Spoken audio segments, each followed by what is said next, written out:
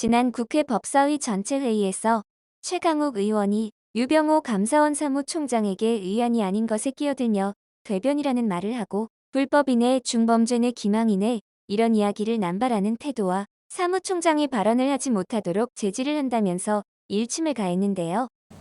네, 감사원장님, 네. 저기 윤석열 정부가 아니라 지난 정부에서 임명되셨죠? 네. 감사원 역사상 최초로 출마하겠다고 중간에 임기를 중도에 하차하신 분 후임으로 지난 정부에 임명이 되신 거죠. 네.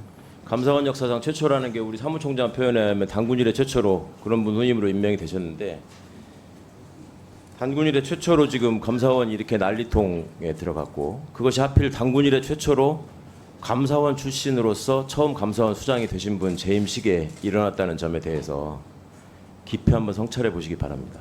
왜 이런 일이 생기고 있는 것인지. 네. 자, 네. 지난 정부에서 임명되셨으니까 반국가 세력으로부터 임명되신 건가요? 그런 얘기 들으셨죠? 대통령께서 말씀하신 거. 그 질문엔 제가 답드릴 수 없을 것 같습니다. 반국가 네, 세력의 질문하십시오. 일원은 네. 아니라고 생각하시나 보죠? 그래서 대통령 지원 기관, 감사원은 대통령 지원 기관이라고 단군 이래 최초로 국회에서 공식적으로 답변하신 감사원장님이세요. 감사원 그 부분에 대해서 이 출신으로서. 자리에서 수없이 제가 그 취재를 사무총장께 말씀드렸던 묻겠습니다. 걸로 생각합니다. 그거 다시 뭐 반복하기는 싫습니다. 말씀하십시오. 법사위원장님께서 다시 기회를 드렸는데 똑같은 말씀하셨잖아요. 저 사무총장 예. 그 자기 확신이 강하신 분이고 그러다 보니 이 질문을 하는데 자꾸 끼어들고 자기 이 상관없는 얘기를 하시는데 제가 당부드리고 경고하는데 질문의 취지를 정확히 파악하신 다음에 짧게 답변해 주십시오.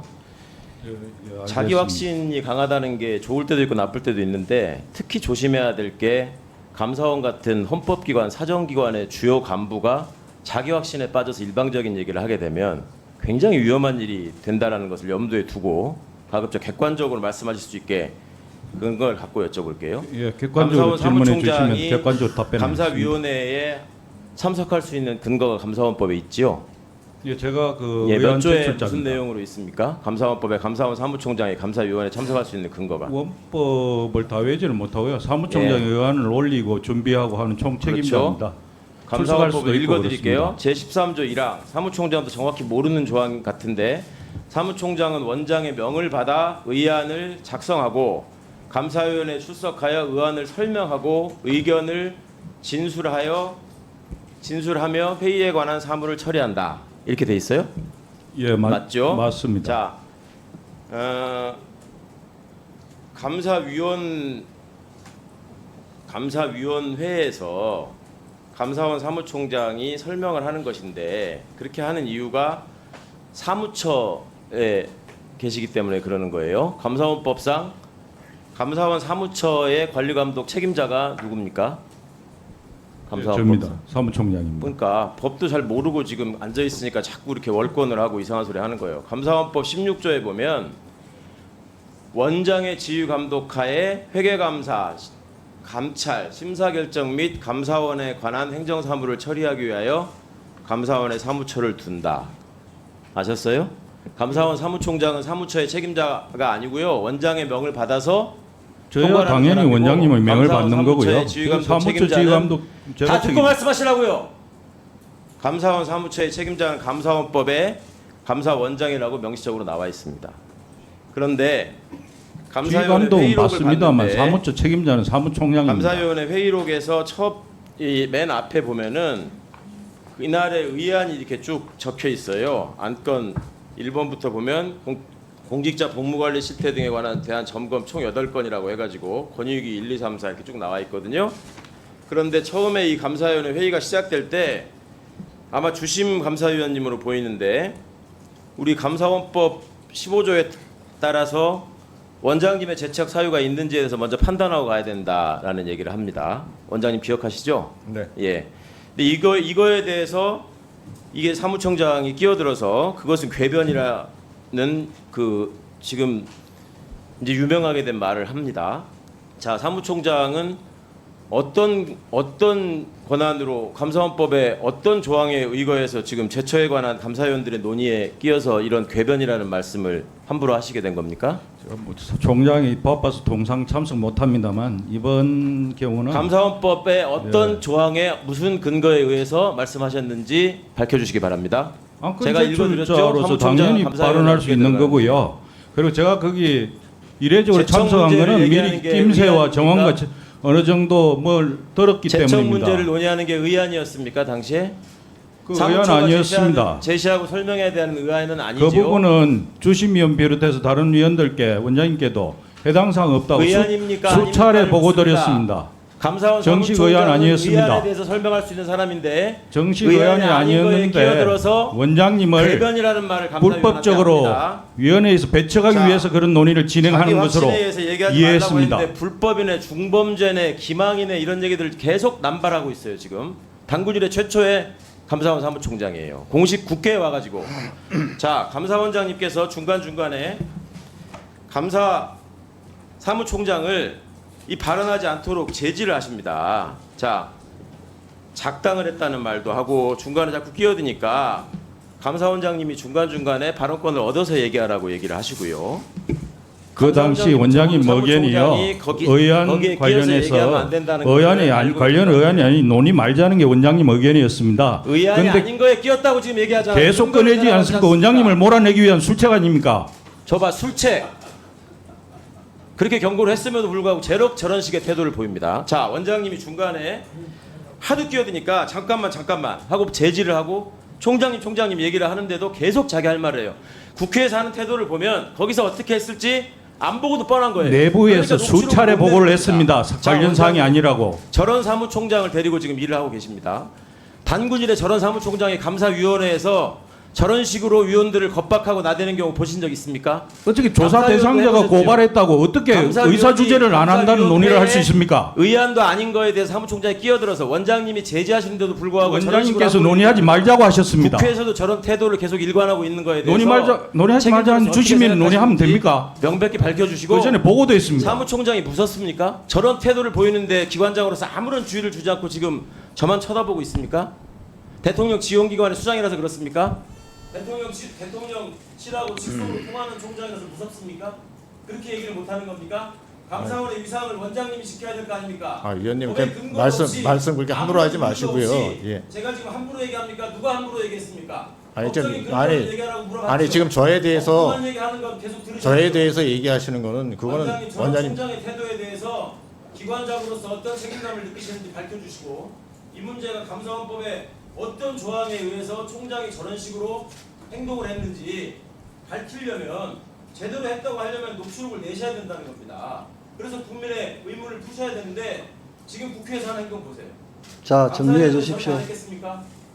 그러니까 지금 위원회에서 한 그 대화 회의록은 지금 회의록에 작성되어 있는 거하고 녹취 수준으로 풀어져 있기 때문에 거의 똑같다고 보시면 됩니다. 그리고 그날 당시 아침 상황은 뭐 주심위원이 진짜 회의하면서 제가 감사원장이 우리 내부 법리 검토를 다 마치고 또 위원들끼리 아까도 말씀드렸지만 뭐 간담회라는 뭐 형식으로 자기들끼리 차 마시면서 하는 그 전날 회의가 있었습니다. 그 전날 6명이 모여서 그 문제를 갖고 토론했다고 얘기를 들었습니다. 제총 문제를 가지고 자기들끼리 얘기를 했는데 그때도 3대 3으로 부결이 된 그런 논의를 거친 뒤에 굳이 그날 안건을 갖다 상정하는 시작하는 단계에서 주심위원이 그 문제를 다시 꺼내길래 제가 이 얘기를 여기서 왜 꺼내느냐. 그래서 이거는 안건으로 상정해 달라고 그러길래 안건으로 상정할 성격은 아니라고 난 본다. 안건 상정권은 의장한테 있다. 그래서 난 이거 받아들일 수 없다. 아니 그러니까 사무총장은 아까 지금 얘기했지만 하여간 뭐라 그럴까요? 지금 이 자리에 없다고 해서 아니, 최강욱 의원님 아니요. 그게 아니라 최강욱 의원님 아니요. 아니 근데 그 당시 상황은 회의록을 보시면 압니다. 예. 그러니까 그 당시 그러니까 도대체 진짜 뭐 아까 자꾸 당군일에 얘기하시는데요. 아니. 아니, 최강욱 의원님 아니, 근데 답변 좀 진짜 들읍시다.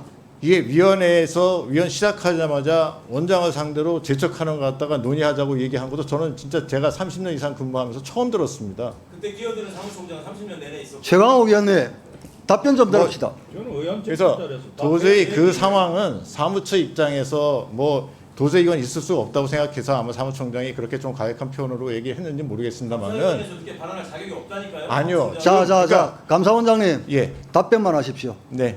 답변만 하십시오. 그래서 그때 뭐 그 상황에 대해서는 저는 사무처에서 그렇게 얘기하는 거에 충분히 이해를 합니다. 저는 아니 원장이 위안을 갖다가 분명히 제척 대상이 아니라고서는 저희들 내부적으로 판단을 받았고 분명히 위원들 자기들도 그렇게 논의를 했다고 제가 보고를 받았는데도 불구하고 굳이 그걸 안건으로 상정해 달라고 하는 부분에 대해서 그거는 제가 받아들일 수 없다고 얘기를 했고요. 그래서 저거 오죽했으면 무슨 의도로 그러냐고 주심위원한테 물어보기까지 했습니다. 왜 이렇게 하느냐. 분명히 자기들끼리도 논의했을 때 이건 안 된다고 저는 하는 사람이 반이 나왔고 그러면 저까지 하면 저는 분명히 제척 대상이 아니라고 생각하고 들어간 거고 그게 처음도 아니고요. 그거는 진짜 그 5월 3일인가요?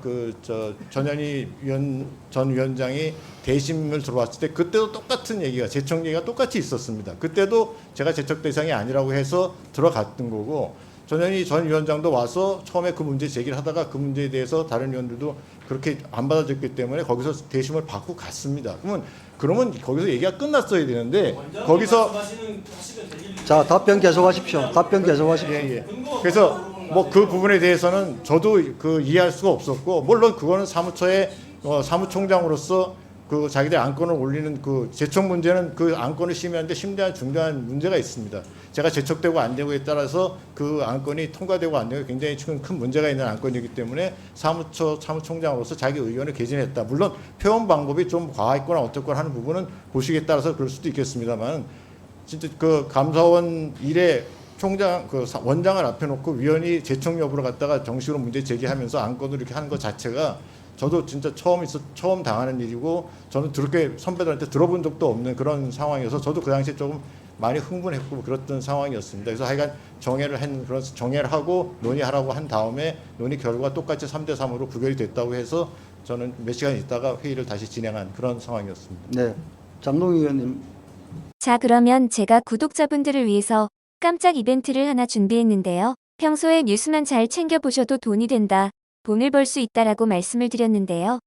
자, 여러분들 여기 보시는 AI 관련 뉴스를 보게 되면 여러분들은 어떤 생각이 드시나요?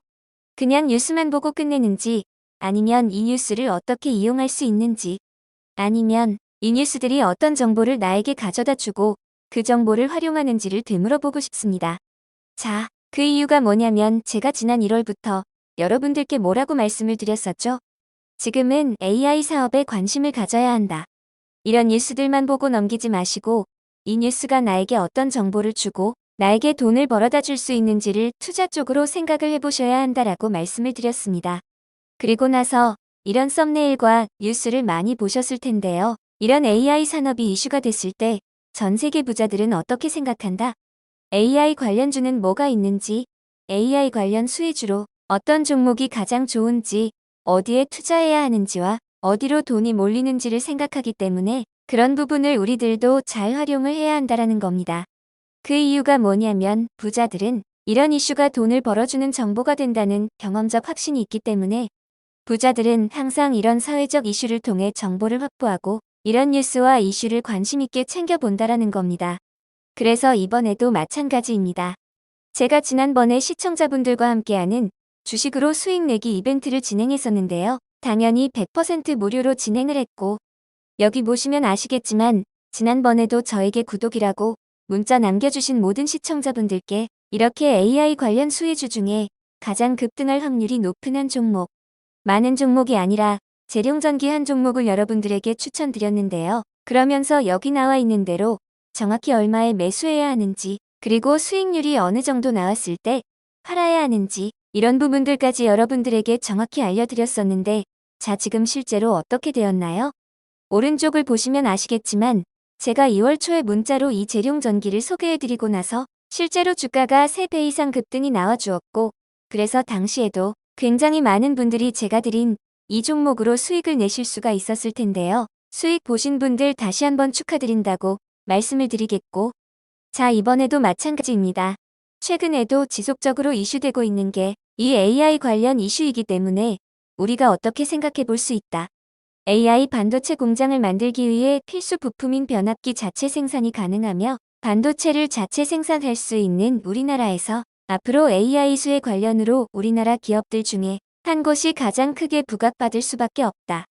그래서 우리는 당연히 이쪽으로 생각해야 된다는 겁니다. 자, 그렇기 때문에 제가 이번에도 뭘 보내드린다. 지난번과 똑같이 구독이라고 저에게 문자를 보내주시면 재룡 전기처럼 이번에도 AI 관련주 중에 앞으로 대장주 역할을 하면서 주가가 가장 크게 급등할 한 종목을 구독자분들에게 문자로 종목명과 사고 파는 시점을 모두 알려드릴 겁니다. 그래서 여러분들이 주식으로 돈 버는 연습을 한번 해보시라는 거고, 혹시라도 나는 주식을 하지 않는다라고 하시는 분들은 주변에 주식하시는 분들에게 추천을 해주셔도 되고, 아니면 연세가 있으셔서 투자가 어려우신 분들은 이 종목을 가지고 자녀분들에게 추천해 주시면서 이걸로 한번 수익을 내봐라, 이렇게 조언을 해주실 수도 있는 거겠죠?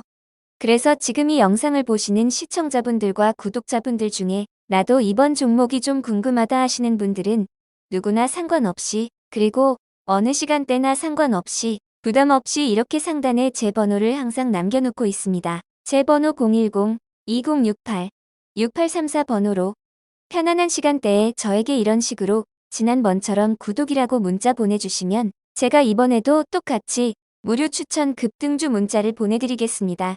이해되시죠? 그래서 제 번호 010-2068-6834 번호로 구독이라고 보내주시면 여러분들이 직접 이슈를 통해서 어떤 정보로 이어지는지 확인할 수 있고 돈 버는 연습을 해보실 수가 있는 거고, 제가 돈을 받는 것도 아니고 투자를 대신해드리는 것도 아니기에 부담 없이 신청해 주시면 되는 겁니다. 그리고 수익이 나면 저는 다른 것은 바라지 않습니다. 제 채널의 구독과 좋아요 한 번씩만 부탁드린다라고 다시 한번 말씀을 드리겠습니다.